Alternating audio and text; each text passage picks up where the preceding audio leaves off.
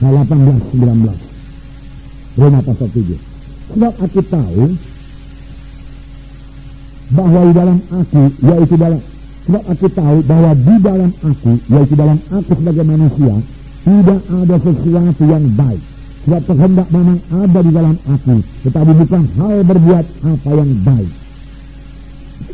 Sebab bukan apa yang aku kehendaki, yaitu yang baik, yang aku perbuat. Melainkan apa yang tidak aku kehendaki, yaitu yang jahat, yang aku perbuat. Ini kesaksian Paulus. Dia kesaksian kita bersama. Ngerti? Apa yang jahat, apa yang tidak baik, itu yang aku perbuat. Mengapa, saudaraku? Karena kita masih di bawah hukum dosa, saudaraku. Di bawah hukum dosa. Apakah jawaban bagi ini, bagi hal ini, saudaraku? Ayat 24. Aku, manusia celaka, siapakah yang akan melepaskan aku dari tubuh maut ini? Tuhan kita. Inilah jawabannya, saudaraku. Kemudian pasal 8 ayat 1 berkata, demikianlah sekarang tidak ada penghukuman bagi mereka yang ada dalam Kristus Yesus. Roh yang memberi hidup telah memerdekakan kami dalam Kristus dan dari hukum dosa dan hukum maut. Ayat 2, roh yang memberi hidup atau Roh Kudus telah memerdekakan kami dalam Kristus dari hukum dosa dan hukum maut. Roh Kudus membebaskan dari hukum dosa dan hukum maut. Apakah itu hukum dosa? Saudara, kita semua mengetahui hukum gravitasi. Daya tarik bumi. Kalau saya lempar ini ke atas, jatuh ke bawah, berarti. Nah, saudara, karena ada hukum gravitasi, berarti.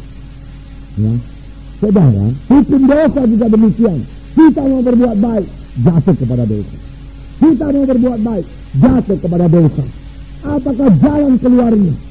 Apakah yang membebaskan kita daripada hukum dosa itu? Berarti di sini dikatakan Roh Kudus, dia katakan memerdekakan kamu daripada hukum dosa. Hanya satu pembebas, saudaraku, yaitu Roh Suci, saudaraku. Roh Suci menyebabkan saudara hidup menang terhadap dosa. Tidak perlu lagi jatuh bangun, saudaraku. Itu sebabnya semua kita perlu dibaptiskan oleh Roh Kudus.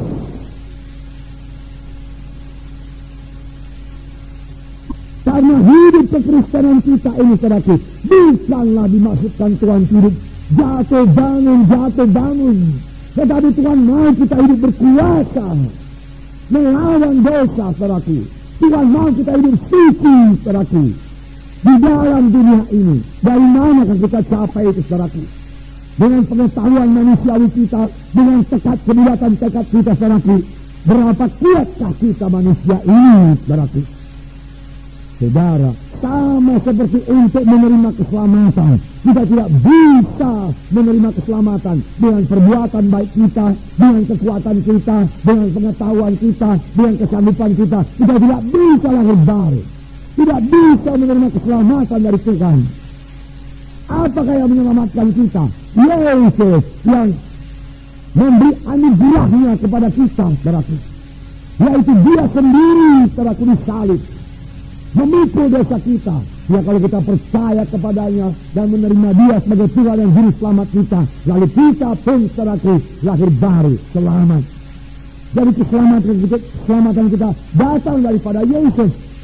Demikian sesudah selamat, bagaimana jalannya kita hidup benar, hidup suci, juga tidak bisa dengan kekuatan kita.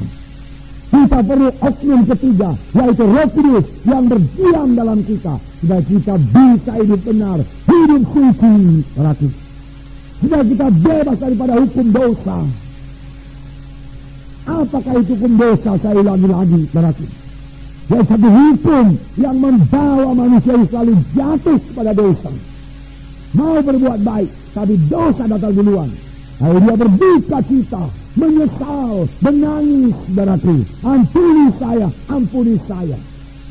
Lalu Tuhan mengampuni, memberikan darah yang menyucikan kita. Lalu damai Tuhan kembali lagi, persekutuan kembali lagi, saudaraku. Tidak merasa suka cita, berapa waktu kemudian jatuh lagi kepada dosa, saudaraku. Nah, saudara yang kasih dalam nama Yesus, bagaimana kita menang terhadap dosa ini, saudaraku? Bagaimana kita bebas dari hukum dosa ini, saudara? Saudara yang kasih dalam nama Yesus, Roh itulah yang membebaskan kamu dari hukum dosa. Roh Tuhan membebaskan kita daripada hukum dosa itu, saudara. Saudara yang kasih dalam nama Yesus, ini perlunya baptisan Roh Kudus. Ini perlunya baptisan Roh Kudus, saudaraku. Jadi terutama untuk diri kita lebih dahulu. Saudara, apakah kita sudah dibaptiskan Roh Kudus tidak bisa lagi jatuh kepada dosa? Bukankah Daud sudah penuh dengan Roh Kudus pada berkata, tapi jatuh kepada dosa? Bisa, tetap bisa jatuh kepada dosa. Tapi kita tidak di bawah hukum dosa itu lagi.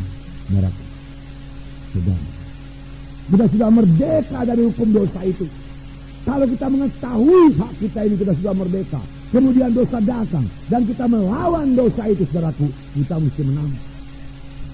Kita mesti menang.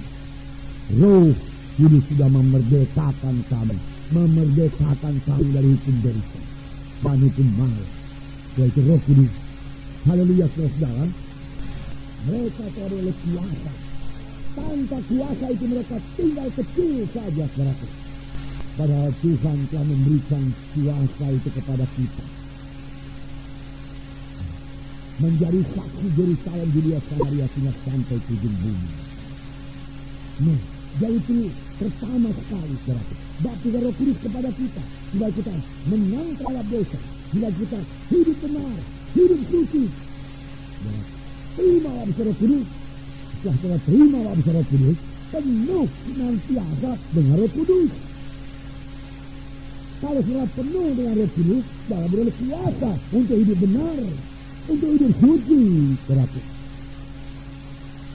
Kalau sudah penuh dengan Roh Kudus, dan sudah baca firman Tuhan, saudara menjadi mengerti firman Tuhan ini. Kalau sudah penuh dengan Roh Kudus, dan sudah melayani, pelayan saudara diurapi oleh Roh Kudus. Jadi untuk diri kita sendiri, saudara. Yang kedua, saudaraku, Roh Kudus memberikan kuasa dalam pelayanan. Berikan kuasa dalam pelayanan. Sehingga pelayanan kita ini berhasil dan berbuah.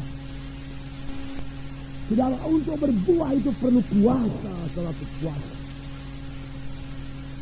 Kuasa Roh Kudus yang mengurapi kita. Saudara, sehingga kalau kita memberitakan firman Tuhan ataupun bersaksi, ada urapan Roh Kudus.